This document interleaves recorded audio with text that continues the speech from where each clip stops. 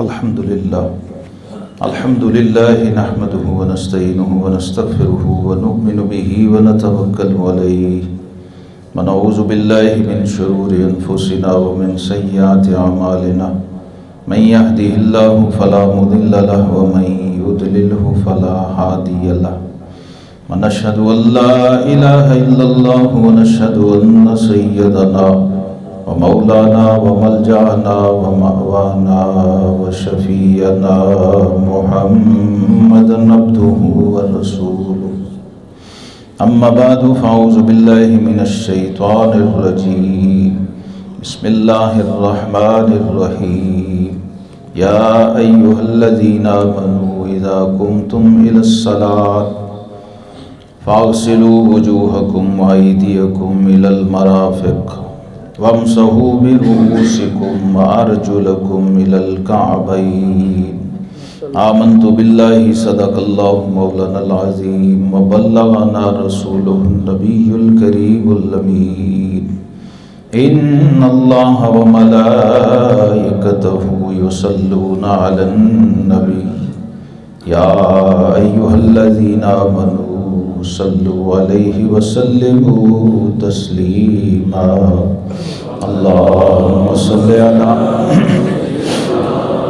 محمد وعلى آل سيدنا محمد وأصحاب سيدنا محمد وبارك وسلم عليه اللهم صل على سيدنا محمد وعلى آل سيدنا محمد وأصحاب سيدنا محمد وبارك وسلم عليه الصلاة والسلام عليك يا سيدي يا رسول الله وعلى آلك وصحبك يا حبيب الله مولاي صل وسلم دائما ابدا على حبیبک خیر الخلق کلہم.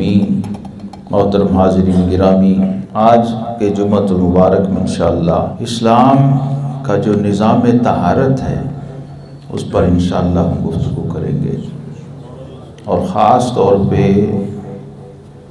وضو کے احکام اور مسائل. طہارت یہ وہ بنیاد ہے جس کے بغیر ہمارے دین میں کوئی عبادت ممکن نہیں. ہر عبادت کی بنیاد طہارت کو قرار دیا گیا ہے، اور فرمایا الطہور شطر الایمان، طہارت نصف ایمان ہے. یعنی اس کو اعمال کے ساتھ نہیں جوڑا گیا بلکہ ایمان کے ساتھ جوڑا گیا. تو اس کو اگر محض عمل سمجھے کوئی تو وہ کبھی بھی اس کا حق ادا نہیں کر سکتا. اور جس شخص کا غسل، طہارت اور وضو ٹھیک نہیں ہے اس کی نماز کبھی بھی درست نہیں ہو سکتی. آج جو ہمارے ذہنوں میں اپنے ہی سوال آتا ہے نا کہ ہم نماز بھی پڑھتے ہیں گناہ بھی کرتے ہیں، لوگ نماز بھی پڑھتے ہیں گناہ بھی کرتے ہیں، تو اس کے بڑے جواب لوگوں نے دیے ہیں، لیکن میرے نزدیک اس کا واحد جواب یہ ہے کہ جس کی طہارت ٹھیک نہیں ہے اس کی نماز ہوئی ہی نہیں. تو جب کسی نے نماز پڑھی ہی نہیں ہے تو اس کا اثر کیسے ہوگا؟ نماز تو برائی سے، بے حیائی سے روکتی ہے، لیکن نماز تو ہو. آپ نے جب نماز پڑھی ہی نہیں، نماز ادا کی ہی نہیں، تو ان الصلاۃ تنہی عن الفحشاء والمنکر کا عمل کیسے ہوگا؟ نماز اپلائی ہی نہیں ہوئی، رزلٹ کیسے آئے گا؟ تو یہ وہ بنیادی خرابی ہے جس کی طرف توجہ نہ دینے کے نتائج ہم بھگت رہے ہیں، پورا معاشرہ اور پوری قوم. 100 میں سے ہمارے پاس پہلے ہی کوئی 20-25% نمازی ہیں. جی قاری صاحب، تو یہ بدترین حالت ہے کسی اسلامی معاشرے کی کہ فرض نماز کا وقت ہو اور مسجد آدھی سے زیادہ خالی ہو، اور 70-80% لوگ نماز ہی نہ پڑھ رہے ہوں معاذ اللہ. اور اس سے بڑی بدبختی یہ ہے کہ انہیں کوئی کہنے والا نہ ہو. نماز نہ پڑھنے سے بھی بڑی بدبختی یہ ہے کہ اسے کوئی روکنے ٹوکنے والا ہی نہیں ہے، کوئی کہنے والا ہی نہیں کہ نماز پڑھ جا. مسلمان مؤذن کی یہ ڈیوٹی ہے کہ وہ اذان دے کے باہر جائے اور جو نماز نہیں پڑھنے آیا اسے لے کے آئے. یہ جو مؤذن کو شان دی گئی ہے نا، وہ اس لیے نہیں کہ اجرے میں اذان دے کے بیٹھ جائے. سیدنا بلال درہ لے کے باہر چکر لگاتے تھے. انسان ہے، مصروفیات ہیں، کاروبار ہے، دکان ہے، بزنس ہے، اور اس کا ایک نشہ ہے. چھوٹا سا پرچون کا پنساری جو ہے اس کا نشہ نہیں ٹوٹتا. 1.5 روپے کی پڑی دیتے ہوئے بھی وہ کہتا ہے دے ہی لوں پھر جاتا. تو جو بڑا بزنس کر رہا ہے، ہزاروں کا ڈیل کر رہا ہے، لاکھوں کا، فون کا انتظار کر رہا ہے، یا فون کسی کو کرنے جا رہا ہے، یا کسی گاہک نے ٹائم دیا ہوا ہے، ادھر سے حی علی الصلاۃ کی آواز ہے، تو یہی امتحان شروع ہو جاتا ہے کہ تیرے ایمان کا پیمانہ کیا ہے. خالق کائنات آواز دے رہا ہے خود اپنے گھر کے مینارے سے کہ آجا میری نماز کی طرف اور آجا اپنی بھلائی کی طرف. حی علی الفلاح. تو بھلائی وہاں دنیا میں ڈھونڈ رہا ہے، اور دنیا کو پیدا کرنے والا رب تیری بھلائی اپنے گھر میں رکھے ہوا. اس لیے قرآن نے کہا وَذَرُوا الْبَيْعَ، چھوڑ دو. اب جب آواز آ گئی ہے، پیغام آ گیا ہے، تو بزنس کو چھوڑ دو، کاروبار اور تجارت کو چھوڑ دو. فَاسْعَوْا إِلَىٰ ذِكْرِ اللَّهِ، اب اللہ کے ذکر کی طرف دوڑو. جمعہ کے وقت بھی جو شخص بزنس نہیں چھوڑتا، پہلی اذان کے بعد کاروبار بند نہیں کرتا، اس دوران اس کی روزی حرام ہے قرآن کے اس نص کے تحت. جمعے کا مطلب ہی یہ ہے، اور نماز کی اذان کا مطلب ہی یہ ہے کہ اب بزنس بند. اور یہ آزمائش اور امتحان ہے، عبادت کے ساتھ جڑا ہوا ہے. عبادت آپ کی تب ادا ہوگی جب آپ وہ امتحان پاس کریں گے.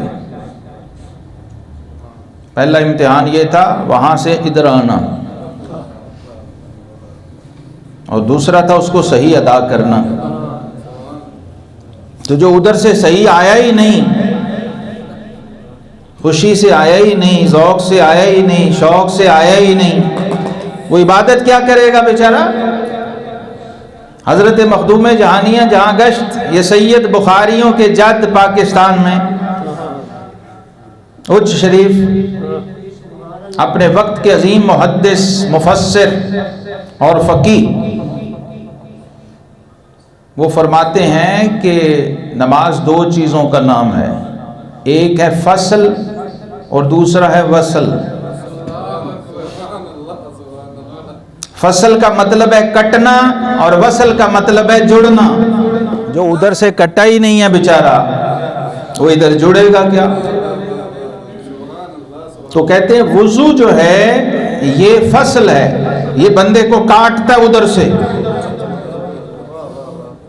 اور نماز وصل ہے، یہ جوڑتی ہے ادھر اپنے رب سے. ورنہ کہتے آؤ بھی سیدھا نماز پڑھو پھر چلے جاؤ. عمل تو وہی تھا، وہی 4 رکھتے تھی، 2 رکھتے تھے. لیکن فصل کے بغیر وصل ممکن نہیں ہے. لا کے بغیر اللہ کی منزل نہیں مل سکتی. اس لیے ہمارا دین ہاں سے شروع نہیں ہوتا، ہمارا دین نا سے شروع ہوتا.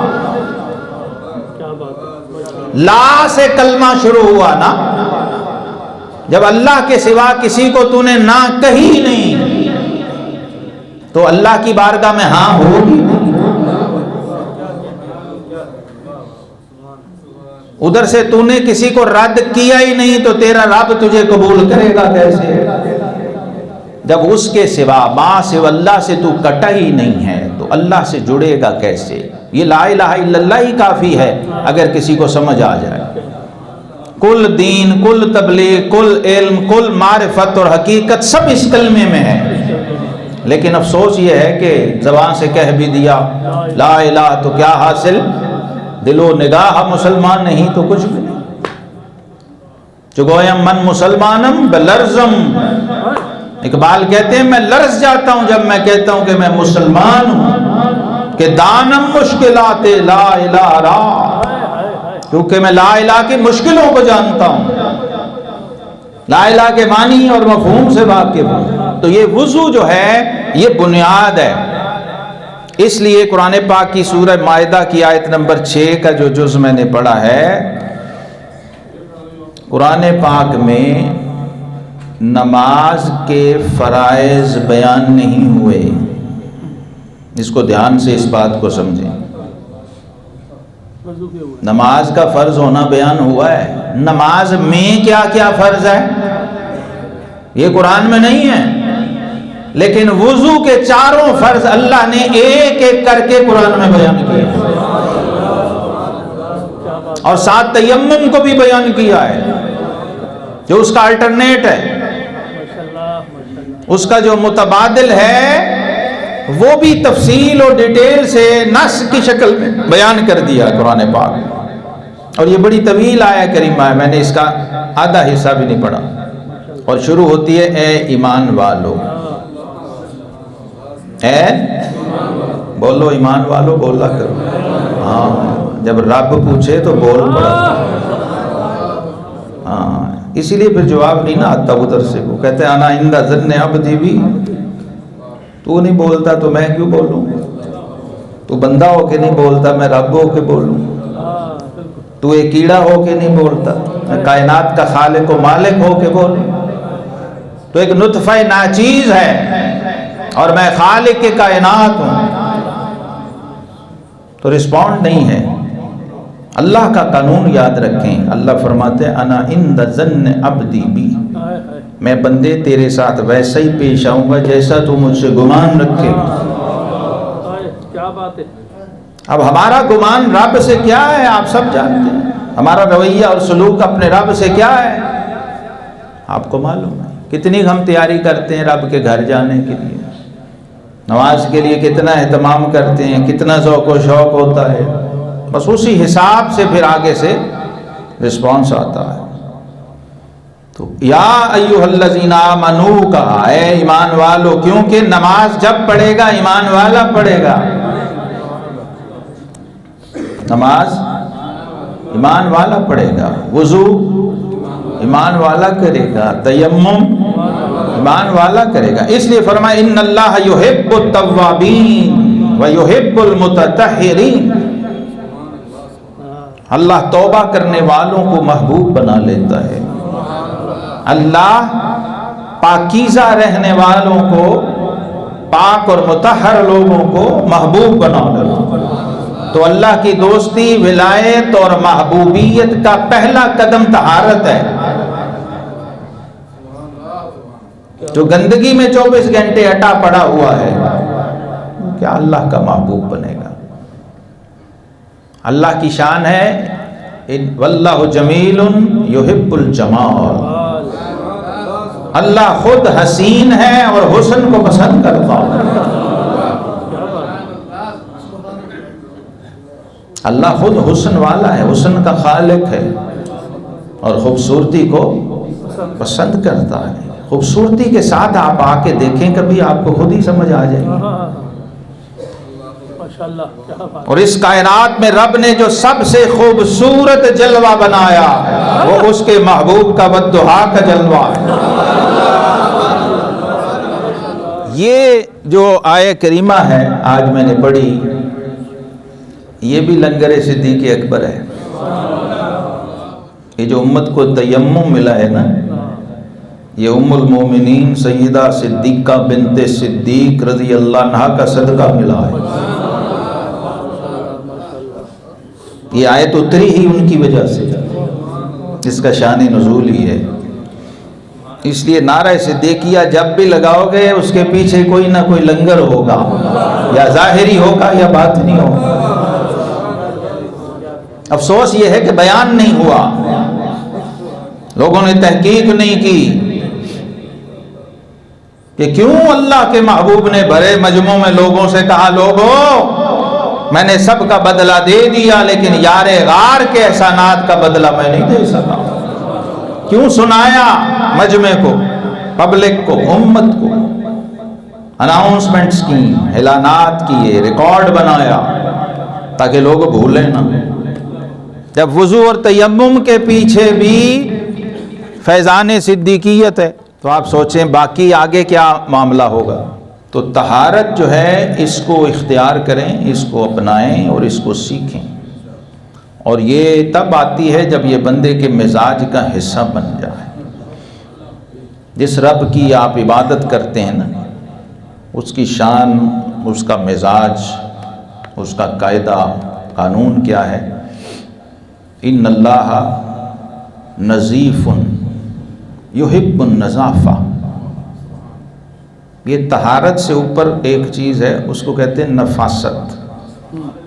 نفاست سے اوپر ایک مرتبہ ہے، اس کو کہتے ہیں لطافت، اور لطافت سے اوپر ایک مرتبہ ہے، اسے کہتے ہیں نظافت۔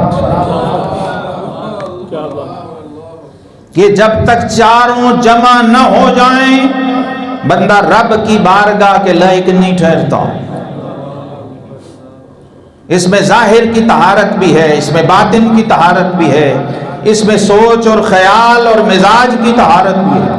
جب یہ پیکج طہارت کا پورا ہوتا ہے تو پھر اس بندے پہ اللہ کی طرف سے محبوبیت کی مہر لگتی ہے۔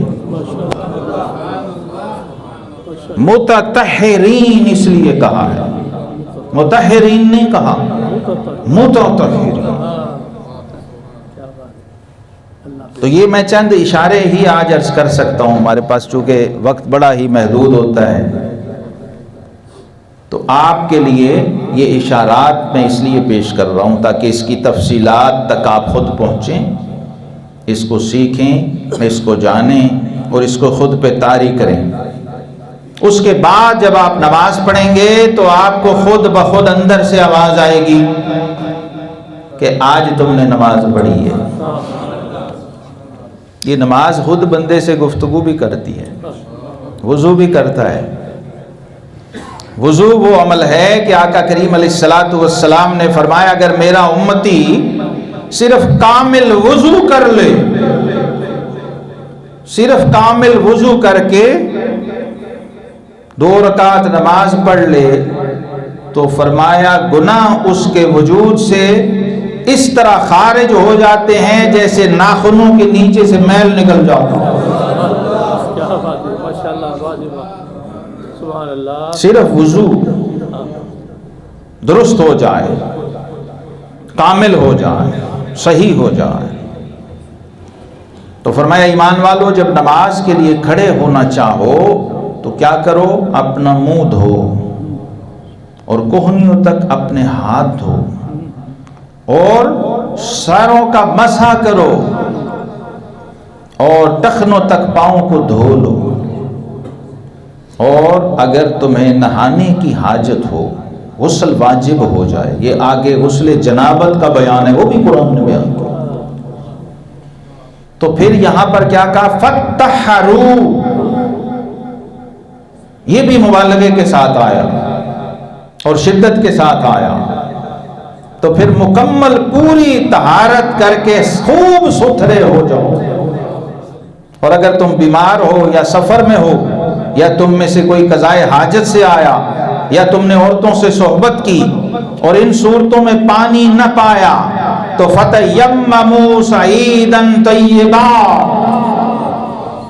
تو پھر پاک مٹی سے تیمم کر لو، اپنے منہ اور ہاتھوں کا اس سے مسح کرو۔ تیمم کیا ہے؟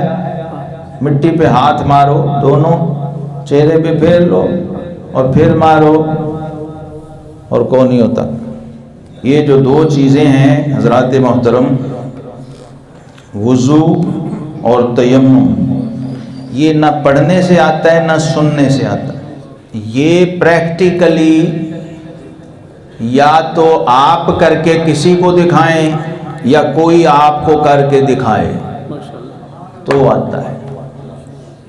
ہمارے استادوں نے ہمیں یہ پڑھایا یا سنایا نہیں، کر کے دکھایا۔ تیمم میں نیت فرض ہے، تیمم کے 3 رکن ہیں، نیت نہیں تو تیمم نہیں۔ پہلے نیت ضروری ہے کہ میں پاکی اور طہارت کے لیے، تاکہ میں عبادت کے قابل ہو جاؤں، تیمم کرتا ہوں، یہ نیت ضروری ہے۔ اس کے بعد ایک ہی بار ہاتھ مٹی پہ ماریں، چہرہ پورا جیسے وضو کے لیے دھوتے ہیں مکمل پہ، اس پہ پورا وہ ہاتھ، دونوں ہاتھ پھیر جائیں، پھر ایک بار مٹی پہ ہاتھ ماریں، اور یہ تیمم ہے۔ آج دیکھ لو، یہ یہاں ہاتھ رکھا، یہ نیچے گیا، یہ کونی سے واپس آیا،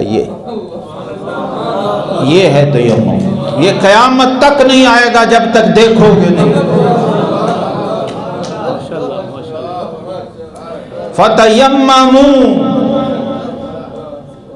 تیمم یہ ایک طرف، اسی طرح دوسری، یہ یہاں سے ہاتھ جانا ہے، نہیں جائے گا۔ اگر ایسے صرف پھیر لیں گے تیمم نہیں ہوگا۔ اب اس قابل ہو گئے۔ یہ غزوہ مریسی میں 6 ہجری میں ایک جگہ پر سٹے تھا، پڑاؤ تھا، اور ام المومنین سیدہ عائشہ صدیقہ رضی اللہ تعالی عنہا اپنے شوہر، اپنے سرتاج اور سید کائنات امام الانبیاء والمرسلین صلی اللہ علیہ وسلم کے ساتھ اس سفر میں تھیں۔ جب اونٹوں کا قافلہ رکا، سٹے ہوا، اور صبح فجر کے لیے اٹھنا تھا، نماز کی ادائیگی ہونی تھی، تو ام المومنین عائشہ سے جب وہ خواتین سامان سمیٹ رہی تو آپ کا ہار گم ہو گیا، ہار ڈھونڈنے میں لگ گئیں۔ ادھر سیدنا صدیق اکبر رضی اللہ تعالیٰ عنہ جو وزیر مصطفیٰ ہیں، نگرانی فرما رہے تھے سارے امور کی، تاخیر ہو رہی تھی۔ جب ڈھونڈتے، معاملات کو دیکھتے مینجمنٹ کے، ادھر آئے تو دیکھا ام المومنین عائشہ صدیقہ تشریف فرما ہیں، اور امام الانبیاء والمرسلین سرتاج انبیاء وہ اپنا سر مبارک ان کی آغوش میں رکھے آرام فرما رہے ہیں۔ اب یہ بات پھیلی ہوئی تھی کہ ہار گم ہو گیا ہے حضرت عائشہ صدیقہ رضی اللہ تعالیٰ عنہ کا، اس کی وجہ سے قافلہ ڈیلے ہو گیا ہے۔ اور اللہ کے محبوب علیہ السلام کی اپنی اس زوجہ مطہرہ سے محبت کا یہ عالم ہے کہ اس بی بی کا اگر ہار نہیں مل رہا تو فرمایا قافلہ نہیں جائے گا، ادھر ہی رکے گا، تاکہ عائشہ صدیقہ کے دل کو ٹھیس نہ پہنچے۔ اس عالم میں صدیق اکبر آئے، ناراض ہوئے اپنی بیٹی سے، غصے کا اظہار کیا کہ سارے لوگ، پورا قافلہ تمہاری ہی سے ایک وجہ سے پریشان ہے، اور خدا کا کریم علیہ السلام بھی تمہاری دل جوئی کی وجہ سے رکے ہوئے ہیں، پتہ تو تھا، آپ مزاج شناس مصطفیٰ بھی تھے، یار غار مصطفیٰ اور بچپن کے یار تھے، مزاج کو جانتے تھے، بڑے جلال کا اظہار کیا، غصے کا اظہار کیا، تھوڑا مارا بھی، ٹوکے بھی دیے کہ تم کیا کر رہی ہو، سارے مسلمانوں کو اتنی تکلیف ہو رہی ہے۔ سارا قافلہ لیٹ ہو گیا، غزوے کا قافلہ، جنگ کا قافلہ تھا، واپس آ رہا تھا، عام سفر بھی نہیں تھا۔ تو آپ فرماتی ہیں میں صرف اس جذبے سے خاموش بیٹھی رہی کہ میرے آقا آرام فرما رہے ہیں، ان کے آرام میں خلل نہ پڑ جائے۔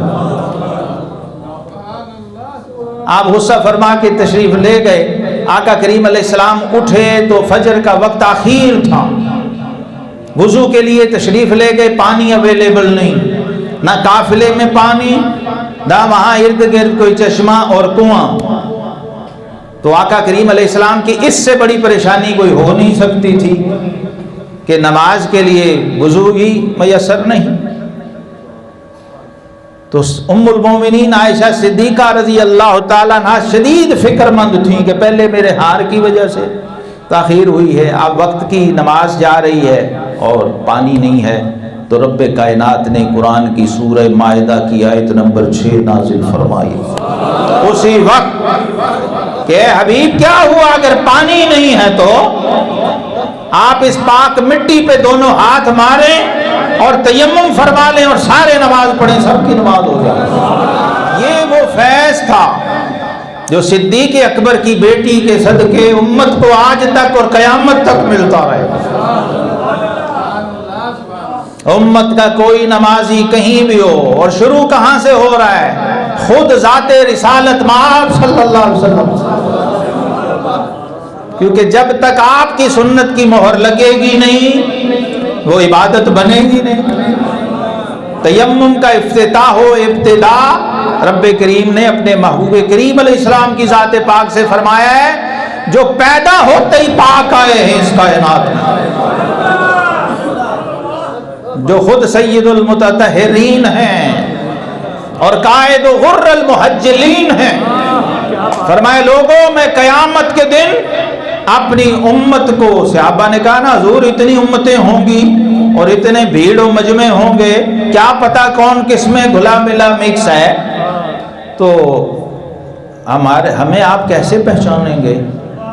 تو آقا کریم علیہ السلام نے فرمایا سارے نبیوں کی امتیں ایک طرف اور امام الانبیاء کی اکیلی امت علیحدہ پہچانی جائے گی اس نور سے جو ان کے اعضائے وضو سے چمک رہا ہوگا۔ ان کے چہرے وضو کا حصہ، یہ بازو کونیوں تک، ان کے سر اور ان کے پاؤں ٹخنوں تک، فرمایا ایسے چمک رہے ہوں گے جیسے 5 کلیان گھوڑا، گھوڑوں کے استبل میں الگ پہچانا جاتا ہے۔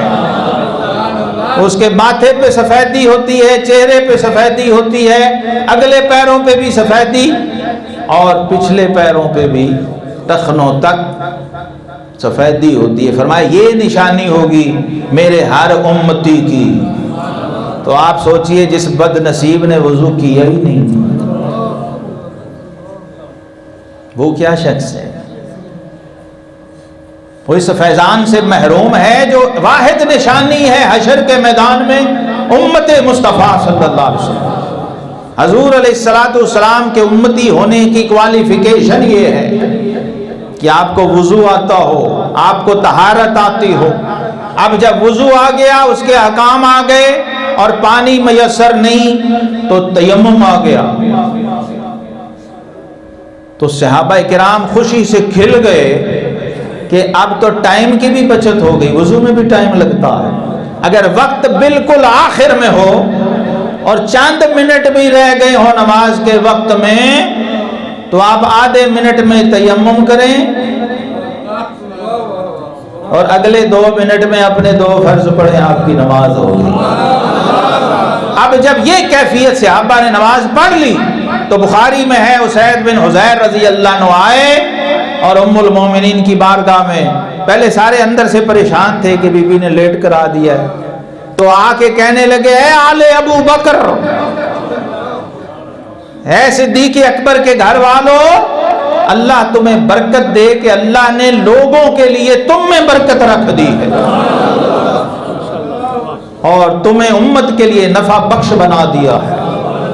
سیدنا صدیق اکبر رضی اللہ عنہ خوشی سے جھوم اٹھے کہ رب کائنات نے قرآن اتار دیا۔ یہ مومنوں کی ماں سیدہ عائشہ صدیقہ رضی اللہ عنہا کے فیض و برکات اور ان کے دسترخوان کرم کا ایک ٹکڑا ہے صرف۔ آقا کریم علیہ السلام نے فرمایا کہ عائشہ عورتوں میں، میری بیویوں میں مجھے ایسے ہی محبوب ہے جیسے کھانوں میں سرید کھانا جو آپ کی فیورٹ ڈش تھی، جیسے سرید مجھے کھانوں میں سب سے زیادہ پسند ہے، ایسے ہی اپنی ازواج میں حضرت عائشہ صدیقہ سب سے محبوب ترین ہستی ہیں۔ 50% دین کے مسائل اس ایک بی بی کا صدقہ امت کو ملے ہیں۔ تو رب کائنات اسی دسترخوان صدیقیت سے ہمیں فیضیاب رکھے۔ وآخر دعوانا الحمدللہ۔